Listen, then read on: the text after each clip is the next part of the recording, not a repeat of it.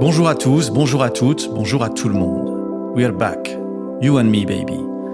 Un monde sans enfants est de retour pour une saison 2. J'ai pris le temps de la réflexion, pris le pouls de l'actualité, j'ai fait un bond en compétences incroyables. Bon, il faut dire que je partais de loin, vous vous en êtes sans doute rendu compte. C'est un privilège pour moi d'être de retour avec vous. Avec Laurent Kouchner à la production et Ben Molinaro au son, on est chaud patate. Avant toute chose, je remercie tous ceux, et ils sont nombreux, qui nous ont financièrement soutenus, rendant possible cette seconde saison. C'est vraiment impressionnant et touchant de vous voir si nombreux. Et je vais tout faire pour être digne de votre confiance et de votre générosité. Allez, Un monde sans enfants, saison 2, c'est parti. Je m'appelle David Duhamel et je suis professeur d'économie à l'ILERI et enseignant à Sciences Po Paris. Laissez-moi vous donner des nouvelles. Des nouvelles de moi, d'abord, et du monde, ensuite. Par ordre d'importance, donc. En ce qui me concerne, ça va plutôt bien. Je touche du bois. La vraie nouveauté, au-delà du succès planétaire de ce podcast, c'est que je suis devenu grand-père. Un petit soleil s'est invité dans ma vie, contredisant sans vergogne ce que je prêche. Un monde sans enfants, vraiment. Indocile. Ma famille est indocile. Elle ne m'écoute pas. Étonnamment, le monde, lui, est bien plus obéissant. La population mondiale poursuit sa trajectoire. Elle augmente, mais de moins en moins vite. Il a fallu une éternité pour atteindre 1 milliard d'habitants, en 1800, et tout s'est emballé, et nous voilà à 8 milliards depuis l'année dernière. Dit comme ça fait un peu peur. Résultat, tous les sondages montrent que les Français craignent la surpopulation. 58% des Français pensent qu'il faut limiter les naissances pour protéger la planète. On verra qu'ils se trompent. En réalité, la population mondiale approche de son apogée et nous ralentissons. Et même nous ralentissons plus vite que prévu. Plus encore que ce que je vous racontais il y a près d'1 an. Dans la première saison, je vous avais pas mal parlé d'Asie. Eh bien, les nouvelles d'Asie sont pires encore. Toutes les tendances sont confirmées et toutes les pentes sont plus abruptes. Le Japon n'a jamais perdu autant d'habitants. La Corée continue d'exploser les records. Je lui consacrais un épisode intitulé « Corée du Sud, le pays du matin un petit peu beaucoup trop calme ». 1 an plus tard, je suis encore content de ma blague. J'annonçais pour la Corée un taux de fécondité de 0,81. Record mondial pour un pays en paix. 0,81, cela ressemblait à un plancher infranchissable. Normalement, quand on touche le fond, on rebondit. Eh ben pas les Coréens. Eux, quand ils touchent le fond, ils creusent. Le dernier chiffre coréen vient de sortir pour le premier semestre 2023. 0,7. Nouveau record. Il faut maintenant 6 personnes à Séoul, 3 femmes et 3 hommes, pour faire un enfant. Et la Chine, c'est tout aussi dingue que la Corée, mais surtout beaucoup plus impactant pour le reste du monde, puisque ce qui se passe en Chine, en vertu de sa taille, affecte toute la planète. Pour rappel, la population chinoise est aujourd'hui de 1,4 milliard d'habitants, et l'ONU prédisait une baisse de presque la moitié en 2100.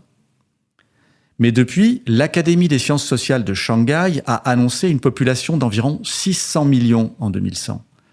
De 1,4 milliard à 600 millions. C'est dingo. Et c'est le pouvoir chinois qui le dit. Alors la crise démographique prend des allures de panique dans l'Asie riche, mais l'Europe, notamment de l'Est et du Sud, n'est pas plus sereine. Pour ne rien dire de la Russie et de l'Ukraine, où le drame de la guerre se double d'un désastre démographique. Particulièrement pour l'Ukraine, bien sûr, mais pour la Russie aussi. On fait de moins en moins de bébés en France. Est-ce qu'on va vers un baby crash, un monde sans enfants? Faut-il s'en effrayer ou au contraire... Et même en France, il ne se passe pas une semaine sans que l'on entende parler du faible niveau des naissances. Au plus bas depuis la guerre. C'est pourquoi je suis pressé de vous raconter tous ces changements, leur ampleur, leur soudaineté. Un monde sans enfants peut-être, mais certainement pas un monde sans folie. Je vous raconterai le championnat de foot des plus de 80 ans au Japon, et ses règles bizarres. Que l'ONU a rayé de la carte 250 millions de Nigérians. Bref, que l'Afrique change vite, et surtout, qu'il n'y a pas une Afrique, mais des Afriques. Que l'anxiété démographique explique peut-être l'invasion de l'Ukraine, et que la même anxiété démographique pourrait pousser la Chine à envahir Taïwan. Bref, on parlera de géopolitique. que jamais autant de Françaises n'ont déclaré vouloir être libres d'enfants, que plus personne ne croit au mariage, que jamais autant de jeunes Américains ne se sont identifiés comme LGBTQ+, que l'activité sexuelle semble s'effondrer partout. On parlera société, sexualité et identité. Je vous dirai que notre monde sans enfants donne naissance à un nombre record de centenaires et que personne n'a dit à Mick Jagger que cela ne se faisait pas de sortir un nouvel album rock à 80 ballets. Le même Mick Jagger qui déclarait, certes à 25 ans, plutôt crever que de chanter encore Satisfaction à 45 ans. En plus, lui maintenant, il peut rejoindre le championnat de foot japonais s'il en a envie. Je vous raconterai comment le monde a de plus en plus de vieux, eux-mêmes de plus en plus jeunes. Je vous dirai que le Royaume-Uni n'a jamais accueilli autant d'immigrés qu'en 2022. Le même Royaume-Uni qui a voté le Brexit pour limiter l'immigration. Allez comprendre. Justement, on va comprendre. On parlera d'immigration et de politique. La liste des sujets est longue, incomplète et, en tout cas de mon point de vue, passionnante. Mais je compte aussi m'y prendre autrement pour poursuivre notre aventure. Je vais aller à la rencontre de ceux et celles qui en savent plus que moi. Et il y en a plein, je vous assure.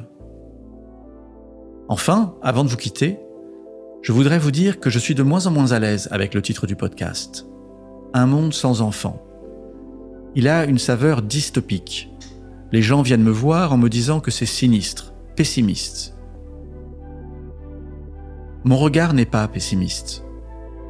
Alors j'ai réfléchi, médité, cogité, spéculé, demandé à ChatGPT « Qu'est-ce que je veux vraiment dire dans ce podcast ? Quel est mon message ?»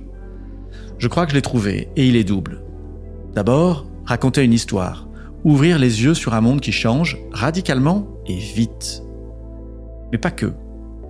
Il me semble que la question de la démographie est intimement liée à celle de l'avenir, et que cette question est prise en otage par les faiseurs de peur, et je ne les mets pas tous dans le même sac.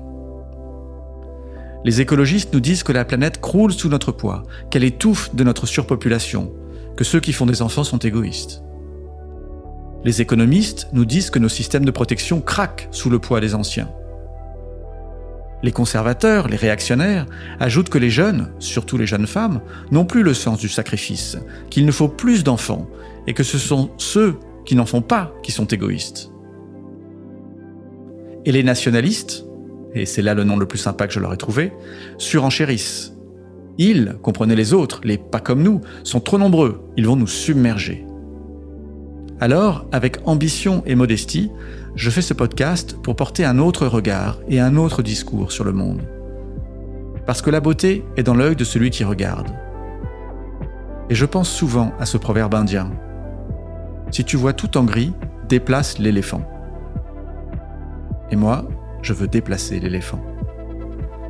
Vaste programme, mais ça va être bien, ouais. Je pense que ça va être bien. Allez, à tout de suite.